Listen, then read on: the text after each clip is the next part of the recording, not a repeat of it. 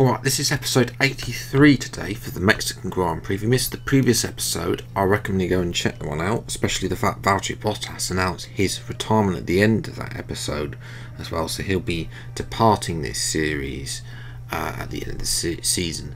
Yeah, we've got the Ask the Drivers feature as well, because of course we no longer have Claire in this career, in this game series. What 3 words described you as a driver? Prepared to do something. What's the best part of your job? Team, fans, or winning? To be fair, the fans are probably the best. Don't know why, but they're the ones that support you the most. The true fans, anyway. But yeah. R&D wise, not going that so well. We sort of flat-lined because we're not getting that one engine upgrade. Haas are on the move again. You can see their growth. Red Bull have also brought an upgrade between Singapore and Mexico, so they're going to be really up on it, especially with Max Verstappen at the top of the championship coming into this episode, but only by 2 points to Pierre Gasly, who's not really had a great second half of the season after running away at the start of the season. You know, when he's all of a sudden it's wide open. You know, anyone knows who knows, excuse me, who's actually going to win the championship. We have a good shout, but Mexico and the next race, Portugal, aren't the best tracks for me, personally speaking, but we can still win here. It's just that it's a little bit hard. You see, we're down in P11 as well. So yeah, the engine, the Porsche engine, of course, will come in more effect when we have overtake and DRS through the race. Obviously, we're just using the qualifying modes, which don't have quite the same effect on the Porsche engine as well. We're down at P14 as well, which is where we've qualified in the last couple of races, to be fair. As Leclerc goes to the top, he'll be looking for an improvement after having such a quiet time since he gained, of course, his second championship back in season 2. He's a 2-time world champion in this career mode, having won for Ferrari and left Ferrari instantly for Red Bull, and then won there as well. But Red Bull, of course, been on the ropes ever since as well, with slightly up on Vettel and Hamilton, who those two really should retire at this point, because they are past their best, are only damaging the careers, tarnishing, I should say, the memory of their careers by carrying on at this point. As that's P10. Well, that's definitely not P14. We've beaten Magnussen and Ocon as well, so there is a little bit of pace as well. Only slightly behind Piastri. I will definitely take that. Big improvement there. So yeah, we'll see what we can do from 10th place. It's time for the race, today's Mexican Grand Prix. It's time then for the Mexico City Grand Prix, a race which gave Honda their first ever victory in 1965. American Richie Ginter winning from 3rd on the grid. And what of the Honda-powered cars this year? Red Bull have been strong here in recent seasons. Can they keep that record going today? At 2,285 metres above sea level, the thin air of the Autodromo Hermanos Rodriguez poses a unique challenge, not just to a driver's skill, but to the efficiency of their engines as well. 17 corners then make a lap of this 2.6-mile circuit, expecting incredible speeds in excess of 220 miles per hour and overtaking into the braking zones of turns 1 and turn 4. Off the back of a fantastic qualifying session, it's time to see how our starting grid looks like for today's race. Fantastic effort from Charles Leclerc yesterday, and it's put him on pole, just ahead of George Russell, who starts this event from P2. Looking down the rest of the grid, we have Norris, Sainz, Alex Albon and Tsunoda, Oscar Piastri, Gasly, Phoenix and Kevin Magnussen, Verstappen, Ocon, Sebastian Vettel and Hamilton, Bottas, Joe, Robert Schwartzman and Mick Schumacher, Stroll, and Nicholas Latifi. It's almost time for the lights to go out, so let's head down to the track where preparations are underway. Anthony Davidson joins me once again in the commentary box, and it's fantastic to have you here with us today. But I'm curious, as a man with experience out on the track, how do you stop those pre-race nerves from becoming overwhelming when you're lining up on the grid? Well, I imagine they'll be starting to feel the adrenaline as they anticipate the rundown into turn one, a bit like preparing to go into battle. The unknown situation will bring nerves, but that's a good thing. It will keep them focused on the moment and on their surroundings as we build towards the start of the Grand Prix.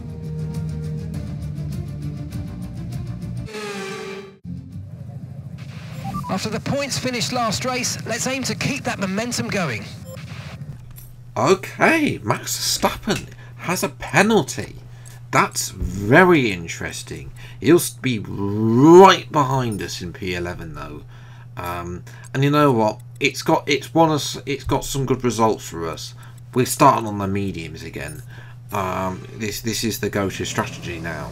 I've decided in this season 5 career mode. It's vibrant lights, the Mexican Grand Prix, and away we go. It's the usual start. We go all the way to the right to defend the inside line. They're all going to overtake us on the left, but of course we will eventually get up to speed. It's just the traction off the line that they get me every time. Down the inside, can we get the McLaren or Sonoda? Yes, he can. He gives us a space, and that's a good start. They're almost pushing our teammate through. We're up to have a couple more positions. Gasly has been mugged off by his teammate Magnussen. You'd think that Magnussen, considering the fact Gasly needs the points, would give Gasly the room down the inside. Piastri didn't want to give me this space. Then we'll talk about that after the race with him, as Albon decides to give us so much room on the outside. It was easy, but yeah, Piastri did not want to give us the room here at all. We're on the worst tire at the moment. We have got Albon. To be fair, Albon is going to try and come back at us, but then stupidly tries a dive bomb from Narnia, takes the curb and loses far too much time. So he's 1.7. He's lost a couple of seconds. We've now got DRS on Lando Norris. Round the outside, turn to the inside, the next corner. Yes, we can. Just about make that there. Almost rushed into it as Sainz and Russell are argy-bargy. Leclerc running away at the front. Can Sainz get past Russell here? Russell, of course, we know that Mercedes is a snail in a straight line ever since, in this career mode as well. Round the outside of Russell like we did to Norris. A lot less close to his rear end, and in actual fact Norris follows us through here. See, round the outside, Russell gave us the space then, and then he didn't give us the space. We just took the space, and Russell was left defences to Norris. Russell up down to P5. We're up to P3 as we've tactically let Lando Norris through here because DRS. It's as simple as that. It's again just like in Baku in F123 mod, and also in other places. The DRS is so powerful around here. To be fair, not having a great thing, as Marcus decided to offer a different strategy when starting on the mediums. Wants to potentially stop a lot later. Norris goes way too deep into that corner and defending the inside line, and it's a comfortable move there.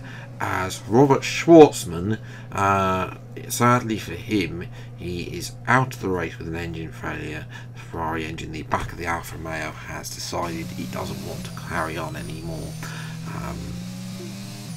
Doesn't want to have the pain of being driven anymore by that car, as well as we're coming in then at the end of lap 11. At lap 10 onto lap 11. Didn't want to do the extra lap. Didn't think we needed to do the extra lap. We want the extra lap on SOS to make up for the time that we might lose, which is what we tend to lose with the overcut here. But we then of course get to gain it back because we'll have better tyres now. And the sights. To be fair, Norris had an undercut on everyone else. He pitted a lap earlier from mediums, and that's why he's been able to jump Carlos Sainz as well. I don't know where Russell's had a shocker. He's down a think that's P7 now for Russell. We've now caught up to Sainz. We've now got the best tyres. So thanks to Lando and fighting Norris, sorry, stop fighting Sainz, a purple final sector as well on our outlet as well. Now we haven't got again ERS in this car. I don't know what it is, but compared to the other cars I've driven in career mode, it seems to deplete a little more. Danny inside. Can we get this move as well on Norris? He leaves us just about enough room. We'll pinch him to the curb. Thank you very much, and we're up to P2. That's how you get 2 positions in the space of a couple of corners. Having the superior grip with the soft tyres, able to thread the needle through both Norris and Sainz, and up to P2, and they're just going to carry on battling without me. Behind. This is turning into a great battle between Norris and Sainz, 2 former teammates, of course. Both have left McLaren. Norris has returned to McLaren, of course, in this career mode, and they're going to carry on. There's Tsunoda. They're backing so much Tsunoda there. I think that's Gasly, or not, sorry, Magnussen there, in the background, as well as Tsunoda has spun, and that's going to bring out a safety car, because he was stuck on track in that position. So this is advantageous. Leclerc will be devastated because he has led the entire race. He has dominated this race, but we now have fastest lap because we've got the better tyres. Leclerc will be, well, he will be mortified of what's happened. I think Yuki Tsunoda's just been removed from his Christmas card list. As well. So the safety car comes in again. Leclerc will have the better start because it's a lower speed corner, but we have the better top end speed, and down to turn 4, exactly what we're going to do. Try to have a look around the outside, turns the inside, done this move already, thank you very much, and that, ladies and gentlemen, is the lead of the Grand Prix on lap 16, and Leclerc will be crying. Because you know he was dominating the Grand Prix, way out in front. We'll come, it keeps P2 for now. Whether or not Norris will have a go at him as well to make his life even more miserable. As there's Verstappen and Hamilton, Verstappen is in 10th place. Gasly has had an engine issue and has dropped behind Zhou Guanyu in P13. So Gasly's end of the season isn't looking that great. So we come through the final corner then. It's our 3rd win in 5 races. Well, we're charging to the top of the championship, and that's very nice to win yet another Grand Prix.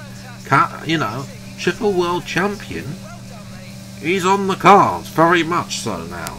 I didn't think that at the start of the season when we joined Williams and the state the car was in. The thin air makes this event a brutal one for these Formula 1 cars, but this team have done a fantastic job to make it to the checker flag and take a well-earned victory today.